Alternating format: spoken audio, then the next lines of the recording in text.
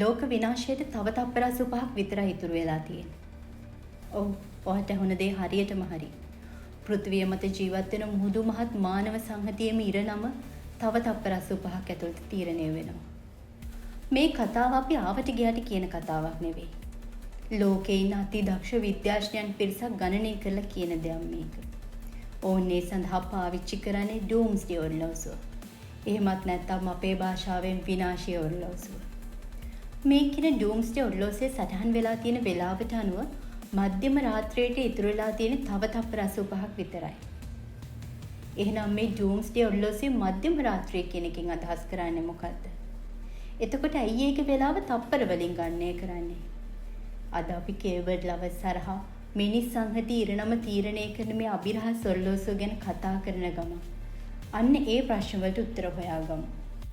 මම කලින් කිව්වා වගේම අද අපි කතා කරන්න යන්නේ ලෝකයේ තියෙන බය හිතෙනම ඔරලෝසුව ගැන. හැබැයි මේකේ කතාව පටන් ගන්නේ සාමාන්‍ය ඔරලෝසු කඩේකින් නෙවෙයි. මේ ඔරලෝසුව නිර්මාණය වෙන්නේ ලෝකයේ දරුණුම ආයුධය හදපු විද්‍යාඥයන්ගේ පශ්චාත්තාපය නිසා. වර්ෂ 1945 දී හිරෝෂිමා සහ නාගසාකි වලට පරමාණු බෝම්බ හෙළුවට පස්සේ ඒ බෝම්බය හදන්න දායකුණු විද්‍යාඥයෝ තේරුම් ගත්තා තමන් කරපු දේ කොයිතරම් භයානකද කියන එක. මේ නිසාම ඇල්බර්ට් අයින්ස්ටයින් එතකොට ජේ රොබර්ට් ඕපන්හයිමර් වගේ දැවැන්තයෝ එකතු වෙලා බුලටින් ඔෆ් දි ඇටොමික් සයන්ටිස්ට් එහෙමත් නැත්නම් පරමාණු විද්‍යාඥයන්ගේ ප්‍රකාශනය කියන සංවිධානය පිහිටව ගත්තා. ඔවුන්ට ඕනේ උනේ මේ සංවිධානය හරහා විද්‍යාවේ විනාශකාරී පැත්ත ගැන ලෝකයේ දැනුවත් කරන්න. මුල් කාලේදී ඔවුන් මේ තොරතුරු පළ කරේ සාමාන්‍ය පරීක්ෂණ පත්‍රිකාවක් විදිහට. හැබැයි වර්ෂ 1947 දී ඔවුන් තීරණය කරා මේක සංග්‍රහාවක් විදිහට එළියට දාන්න. අන්න එතනදී ඔවුන්ට ප්‍රශ්නයක් මතුවෙනවා. ඒ තමයි අපි කොහොමද මේ න්‍යෂ්ටික අනතුරේ බරපතලකම සාමාන්‍ය මිනිස්සුන්ට දැනෙන විදිහට කියන්නේ කියලා. අන්න ඒ වෙලාවේදී තමයි මාටින් ලැන්ග්ස්ඩෝෆ් කියන දක්ෂ චිත්‍ර ශිල්පිනිය මේ කතාවට මැදිහත් වෙන්නේ. ඇය නිකන් කලාකාරණියක් නෙවෙයි. ඇගේ සැමියා තමයි ඇලෙක්සැන්ඩර් ලැන්ග්ස්ඩෝෆ්. ඔහු මෑන්හැටන් ව්‍යාපෘතියේ හිටපු ප්‍රමුඛ පෙළේ භෞතික විද්‍යාඥයෙක්. ඒ කියන්නේ ඇය ජීවත් වුණේ මේ බෝම්බේ හදපු විද්‍යාඥයෝ මැදමයි. මෙතනදී මේ විද්‍යාඥයන් ඇයගෙන් ඉල්ලුවේ මේ සංග්‍රහාවේ කවරේට මොකක් හරි හොඳ චිත්‍රයක් ඇඳලා දෙන්න කියන එක. ඒ ඉල්ලීමත් එක්කම ඇය කල්පනා කරනවා විද්‍යාව ගැන නොදන්න සාමාන්‍ය මිනිහෙක්ට උනත් විනාශය ළඟයි කියන එක තේරෙන සරලම සංකේතය මොකක්ද කියලා. අන්තිමේදී ඇයට අපූර්ව අදහසක් එනවා. ඒ තමයි ඔරලෝසුවක් කරා මේ විනාශය පෙන්වන්න පහසුයි කියන කාරණේ. ඇය මේ ඔරලෝසුවේ අවසානයේ විදිහට ගත්තේ මධ්‍යම රාත්‍රී 12. මොකද අපේ සංස්කෘතියේ මධ්‍යම රාත්‍රිය කියන්නේ එක දවසක අවසානයේ සහ තවත් දවසක ආරම්භය. හැබැයි මේ ඔරලෝසුවේ මධ්‍යම රාත්‍රිය කියන්නේ මිනිස් වර්ගයාගේ අවසානය. ඇය මුලින්ම මේක අඳිනකොට වෙලාව නිරූපණය කරේ මධ්‍යම රාත්‍රියට මිනිත්තු 7ක් තියෙන විදිහට. කෙනෙක්ට හිතෙන්න පුළුවන් ඇයි මධ්‍යම රාත්‍රියට මිනිත්තු 7ක් තියෙන විදිහට මේක ඇඳේ කියලා. පස්සේ කාලෙක ඒ ගැන අහද්දී ඇය කිව්වේ ඒක ඇඳපු විදිහට ඒ වෙලාවේ හරිම ලස්සනට පෙන්න කියන කාරණේ. හැබැයි එදා ඒ ලස්සනට පෙන්නු ඔරලෝසුව ඔයාලට මම මේ වීඩියෝ එක වොයිස් කරන 2026 අප්‍රේල් මාසේ 7 වෙනිදා වෙද්දී මුළු ලෝකෙම ඉරණම මන්න දර්ශකයේ බවට පත් වෙලා තියෙනවා. කෙටින්ම කිව්වොත් මේ ඩූම්ස්ඩේ ඔරලෝසුව කියන්නේ මානව වර්ගයා විනාශයට කොයිතරම් සමීපද කියලා පෙන්නන අතට හසු නොවන මාපකයක් වගේ දෙයක්. මේ ඔරලෝසුව වැඩ කරන්නේ බැටරි වලින් නෙවෙයි. මේ ඔරලෝසුව වැඩ කරන්නේ මිනිසුන්ගේ වෛරය, යුද්ධය, එතකොට තාක්ෂණික දියුණුව සහ දේශගුණික විපර්යාස මත. ඒ සාධක එක්ක සලකලා බලද්දී අද අපි ඉන්නේ ඉතිහාසයේ මෙතෙක් උදා වුණු දරුණුම තප්පර කිහිපය ඇතුලේ. ඉතින් මේ විනාශය ඔරලෝසුව අපේ පාලනයෙන් ගිලිහී ගිහින්. අපි දැන් ඒ ගැන කතා කරමු. ගොඩ දෙනෙක් හිතන්නේ මේ ඔරලෝසුවේ කටුව කරකවන්නේ කවුරු හරි එක්කෙනෙක් තනියම ගන්න තීරණයකින් කියලා. හැබැයි ඒක සම්පූර්ණයෙන් වැරදි අදහසක්. මේක පිටුපස තියෙන ඉතාමත් ගැඹුරු විද්‍යාත්මක සහ දේශපාලනික විශ්ලේෂණයක්. මේ ඔරලෝසුවේ වෙලාව තීරණය කරන්නේ බුලටින් ඔෆ් දි ඇටොමික් සයන්ටිස්ට් සංවිධානයේ ඉන්න විද්‍යා හා ආරක්ෂක මණ්ඩලය හෙවත් සයන්ස් ඇන්ඩ් සිකියුරිටි බෝඩ් මගින්. මේ මණ්ඩලය සමන්විත වෙන්නේ ලෝකයේ ඉහළම පෙළේ භෞතික විද්‍යාඥයන්, පරිසර විද්‍යාඥයන් සහ ජාත්‍යන්තර ආරක්ෂක විශේෂඥයන්ගේ. නමුත් වැදගත්ම දේ තමයි මොවුන්ට උපදෙස් දෙන ලෝක ප්‍රකට නොබෙල් ත්‍යාගලාභීන් 15 දෙනෙකුගෙන් සමන්විත අනුශාසක මණ්ඩලයකුත් ඉන්නවා. ඒ කියන්නේ මේ ඔරලෝසුවේ සෑම තත්පරයක්ම තීරණය වෙන්නේ ලෝකේ ඉන්න බුද්ධිමත්ම මිනිස්සුන්ගේ එකඟතාවය මත.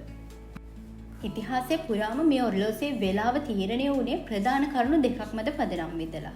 එහි පළමුව එන තමයි න්‍යෂ්ටික අවිතර්ෂණ කියන කාරණය. ලෝක බලවතුන් සතුව කොපමණ න්‍යෂ්ටිකවි තියෙනවද සහ ඒව පාවිච්චි කරන්න තියෙන ඉඩකඩ කොහොමද කියන එක මෙතනදී සලකා බැලුවා. ඊට අමතරව 2007 වර්ෂයේ ඉඳන් ඔවුන් මේකට තවත් බරපතල සාධකයක් එකතු කරා. ඒ තමයි දේශගුණික විපර්යාස කියන දේ. මෙතනදී පෘථිවියේ උෂ්ණත්වය ඉහළ යාම සහ ස්වභාවික සම්පත් විනාශ වීම න්‍යෂ්ටික බෝම්බයක් තරමටම භයානකයි කියලා උන් තීරණය කරා. නමුත් අද වෙද්දී ඔවුන් මේකට තවත් අලුත් දේවල් එකතු කරමින් ඉන්නවා. ඒ අතර සයිබර් ප්‍රහාර, එතකොට කෘත්‍රිම බුද්ධිය යුද කටයුතු වලට යොදා ගැනීම, ඒ වගේම ලෝකෙ පුරා වේගෙන් පැතිරෙන ෆේක් නිවුස් සහ රටවල් අස්ථාවර වීම වගේ කාරණාත් ඇතුළත්. ඉතින් මේ කරුණු සලකලා බලලා සෑම වසරකටම වතාවක්ම ඔවුන් මේ ඩූම්ස්ඩේ ඔරලෝසුවේ වේලාව යාවත් කාලීන කරනවා. මේ සඳහා මේ විද්‍යාඥයන් මණ්ඩලය වසරකට දෙවරක් රැස් වෙනවා. එහෙම රැස් වෙන ඔවුන් ලෝකයේ සිදුවන හැම සිදුවීමක්ම ඉතාම සියුම්ව නිරීක්ෂණය කරනවා. උදාහරණයක් විදිහට යුද්ධමය වාතාවරණ, එතකොට රටවල් අතර ඇති රාජතාන්ත්‍රික සම්බන්ධතා බිඳවැටීම් වගේ කරුණු ඔවුන් තමන්ගේ දත්ත ඇසුරින් විශ්ලේෂණය කරනවා. අන්තිමේදී එකඟතාවයකට එනවා ඔරලෝසුවේ කටුව ඉදිරියට ගෙනියන්න ඕනිද? එහෙම නැත්නම් ලෝකය ආරක්ෂිතයි කියලා හිතලා ආපස්සට ගන්න ඕනිද කියන කාරණේ සම්බන්ධයෙන්. මේ ගැන තොරතුරු හොයාගෙන යද්දී විද්‍යාත්මක තීරණ නිසා ඩූම්ස්ඩේ ඔරලෝසුවේ වේලාව වෙනස් වෙන අපූර්ව අවස්ථා කීපයක් ගැන මට දැනගන්න ලැබුණා. ඒ අතරින් පළවෙනි අවස්ථාව තමයි 1991 වර්ෂයේදී වේලාව වෙනස් කිරීමට බලපාපු සාධකය. මේ කාලයේදී සෝවියට් දේශයේ බිඳ වැටලා සීතල යුද්ධය අවසන් වුණාම විද්‍යාඥයෝ තීරණය කළා ලෝකය ගොඩක් ආරක්ෂිතයි කියලා. ඒ නිසා ඔරලෝසුවේ කටුව මධ්‍යම රාත්‍රියේ මිනිත්තු 17ක් ඈතට අරගෙන ගියා. ඒක තමයි ඉතිහාසය අපිට ලැබුණු වැඩිම කාලය. නමුත් න්‍යෂ්ටික තර්ජන වැඩිවීමත් එක්ක උන් 2020න් පස්සේ මේ වෙලාව මිනිත්තු වෙනුවට තප්පර වලින් ගණන් කරන්න පටන් ගත්තා. 2020 දී මධ්‍යම රාත්‍රියට තප්පර 100ක් විදිහට සටහන් වුණු වෙලාව 2023 දී තප්පර 90කට ලං වුණේ මෙන්න මේ න්‍යෂ්ටික තර්ජන ආදිය වැඩිවීම නිසා. හැබැයි මේ වෙලාව සටහන් කිරීම ගැන සඳහන් කරද්දී අමතක කරන්න බැරිම පුද්ගලයෙක් ඉන්නවා. මේ ඩූම්ස්ඩේ ඔරලෝසුව පිළිබඳ සංකල්ප ඇති වුණු ආරම්භක කාලයේදී එහි සටහන් කළ යුතු වෙලාව තීරණය කරන්න අද වගේ නොබෙල් ත්‍යාගලාපීන් 15 දෙනෙක් හිටියේ නෑ. 1947 දී ඔරලෝසුව ආරම්භ කර දවසේ ඉඳන් 1973 වෙනකම්ම ඒ කියන්නේ අවුරුදු 26ක් තිස්සේ මේ ඔරලෝසුවේ කටුව ඉදිරියට හෝ ආපස්සට කරකවන්න තනියම තීරණ ගත්ත එක පුද්ගලයෙක්. ඔහු තමයි යූජින් රැබිනොවිච්. මේ යූජින් රැබිනොවිච් කියන්නේ රුසියානු ඇමරිකානු ජාතික ජෛව භෞතික විද්‍යාඥයෙක්. ඔහුත් අර මම කලින් කිව්වා වගේ මෑන්හැටන් ව්‍යාපෘතියේ පරමාණු බෝම්බේ නිපදවන්න දායකුණු ප්‍රමුඛ පෙළේ විද්‍යාඥයෙක්. පස්සේ කාලෙක ඔහු බුලටින් ඔෆ් දි ඇටොමික් සයන්ටිස්ට් සංග්‍රහයේ සම නිර්මාතෘවරයා සහ එහි පළමු කර්තෘවරයා බවට පත් වුණා. මේ රැබිනොවිච් කියන්නේ ඉතාමත් සූක්ෂම මිනිසෙක්. ඔහු ලෝකයේ සිදුවන දේශපාලන පෙරළිය, එතකොට න්‍යෂ්ටිකත් හදා බැලීම් සහ රාජ්‍යතාන්ත්‍රික සාකච්ඡා ගැන දවසේ පැය 24 පුරාම අවධානයෙන් හිටියා. එහෙම අවධානයෙන් හිටපු ඔහු ලෝකයේ අනෙක් විද්‍යාඥයන් සහ රජයේ නිලධාරීන් එක්ක නිතරම මේ සම්බන්ධයෙන් කතා බහ කරා. ඒ වගේ මේ සාකච්ඡාවලින් ලැබෙන රහස් තොරතුරු සහ දත්ත විශ්ලේෂණය කරලා ඔහු තනියම තීරණය කරා ලෝකයේ දැන් අනතුරේ කියලා හිතෙනවා නම් ඔරලෝසුවේ කටුව මධ්‍යම රාත්‍රියට ලං කරන්න. උදාහරණයක් විදිහට වර්ෂ 1953 දී හයිඩ්‍රජන් බෝම්බ අත්හදා බලද්දී ලෝකයේ මහා විනාශයකට ළඟයි කියලා මුලින්ම හඳුනගෙන ඔරලෝසුවේ කටුව මිනිත්තු 2කට ලං කළේ ඔහු. 1973 දී යූජින් රැබිනොවිච් මිය ගියාට පස්සේ තමයි මේ ඔරලෝසුවේ වේලාව තීරණය කිරීමේ වගකීම තනි පුද්ගලයෙක්ගෙන් ඉවත් වෙලා විද්‍යා හා ආරක්ෂක මණ්ඩලය කියන විද්‍යාඥයන් පිරිසට පැවරුණේ. ඔයාලා මේ වීඩියෝ එක දකින්නේ 2026 අප්‍රේල් මාසේ 8 වෙනිදා. අපි මේ ගෙවමින් ඉන්නේ මානව ඉතිහාසයේ අඳුරුම සහ බය හිතෙනම දවස් කිහිපය. මේ මොහොත වෙද්දිත් ඇමරිකානු ජනාධිපති ඩොනල්ඩ් ට්‍රම්ප් තමන්ගේ ට්‍රූත් සෝෂල් මීඩියා හරහා ඉරාන ශිෂ්ටාචාරය සම්පූර්ණයෙන් බිමට සමතලා කරනවා කියලා, ඒ වගේම ඔවුන්ගේ සිවිල් වැසියන් පවා විනාශ කරනවා කියලා තමන්ගේ සමාජ මාධ්‍ය හරහා සපත වෙලා ඉවරයි. ඉතින් ඉදිරි පැය කිහිපේ මොන වගේ දෙයක් සිද්ධ වෙයිද කියන එක ගැන අපිට තාමත් කියන්න බෑ. සමහර විට මේ වීඩියෝ එක ඔයාලට බලන්න ලැබෙන්නත් පුළුවන්. එහෙමත් නැත්නම් මේ වීඩියෝ එක රෙකෝඩ් කරපු මේ ඩිවයිස් එකත් එක්කම අපි හැමෝම තව පැය කිහිපයකින් අලු වෙලා ඉන්නත් පුළුවන්. කොහොම හරි ඉතින් මේ අවුරුද්ද ආරම්භයේදී ඩූම්ස්ඩේ ඔරලෝසුවේ විද්‍යාඥ මණ්ඩලය අපිට අනතුරු වැංගෙව්වා අපි ඉන්නේ මධ්‍යම රාත්‍රියේ තප්පර 85ක් මෙපිටින් කියලා. නමුත් අද වෙද්දී ඒ තප්පර කිහිපයක් අපින් ගිලිහි යමින් තියෙනවා. මැද පෙරදිගින් ඇහෙන යුද පෙර හඬ දැන් මුළු ලෝකෙම වෙලාගෙන ඉවරයි. ඉරානයේ ඊශ්‍රායලය සහ ඇමරිකාව අතර ඇවිලෙන මේ දරුණු යුද ගැටුම තවදුරටත් හුදු කලාපී යුද්ධයක් නෙවෙයි. ඒක මහා නෂ්ටික විනාශයක ආරම්භය වෙලා ඉවරයි. බලවත් රටවල් තමන්ගේ අහංකාරය වෙනුවෙන් ගහගන්න මේ සූදුවේ වන්දිය කිසිම වරදක් නැති අහිංසක දරුවන් සහ අහිංසක මිනිසුන් 100,000 ගානකට ගෙවන්න සිද්ධ වෙලා.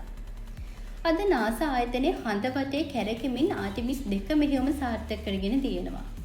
පෘථුවියෙන් එපිට ලෝකය දකින්න තාක්ෂණයට හැකියාව තිබුණට පෘථුවියෙන් එපිටටත් ඇහෙන යුද්ධය නිසා හඬා වැටෙන මිනිස්සුන්ගේ විලාපය අහන්න තරම් තාක්ෂණයක් තවම නැහැ. ඒ විතරක් නෙවෙයි. මිනිසා තමන්ගේ දියුණුව කියලා හිතාගෙන හදපු තාක්ෂණයම අද අපේ මිනිවල කපනවා. කෘතිම බුද්ධිය මගින් පාලනය වෙන මාරාන්තික ආයුධ මිනිස් පාලනයෙන් තොරව තීරණ ගන්න මට්ටමටම ඇවිත්. අපි හදපු තාක්ෂණයම අද අපිට එරෙහිව අපේ පැවැත්ම අතුගා දමන්න සූදානම් වෙනවා. එදා අයින්ස්ටයින් ඕපන්හයිමර් වගේ විද්‍යාඥයෝ නියුක්ලියර් බෝම්බයක් හැදුවේ නැත්තම් සමහර විට ලෝකෙ මීට වඩා ලස්සන තැනක් වෙන්න තිබ්බා. අන්න ඒක නිසා තමයි මං හැම මොහොතකම විශ්වාස කරන්නේ ලෝකේ ලස්සන කරන්නේ මහා මොලකාරයෝ නෙවෙයි මහා හදවත් තියෙන මිනිස්සු කියලා. කොහොම හරි ඔවුන් කරපු මේ මහා විනාශයෙන් පස්සේ ඔවුන් අපිට අනතුරු ඇඟවීමක් දුන්නා. නමුත් අපි ඒකත් අමතක කරා. අන්න ඒකේ ප්‍රතිඵලයක් විදිහට තමයි ඩූම්ස්ඩේ ඔරලෝසුවේ කටුව අද අපේ අවසාන හුස්ම පොද වැටෙන මට්ටමටම ලං වෙලා තියෙන්නේ. ඉතින් අපි තව දුරටත් ලෝක විනාශය ගැන කතා කරන කාලයක නෙවෙයි ඉන්නේ. අපි ඉන්නේ විනාශය අත්දකින්න කාලයක. නමුත් අපිට තවමත් තප්පර කිහිපයක් තියෙනවා. ඒ තප්පර කිහිපය ඇතුළත අපිට පුළුවන් වෙයිද අපේ වෛරය, ක්‍රෝධය සහ අහංකාරය අයින් කරලා මේ සුන්දර පෘථිවිය සහ මනුෂ්‍යත්වය බේරගන්න. ඔයාලා හිතනවාද මිනිස් සංහතියට මේ අවසාන හෝරාවෙන් ගැලවෙන්න පුළුවන් කියලා? යටින් ඔයාලගේ අදහස කමෙන්ට් කරගෙන යන්න.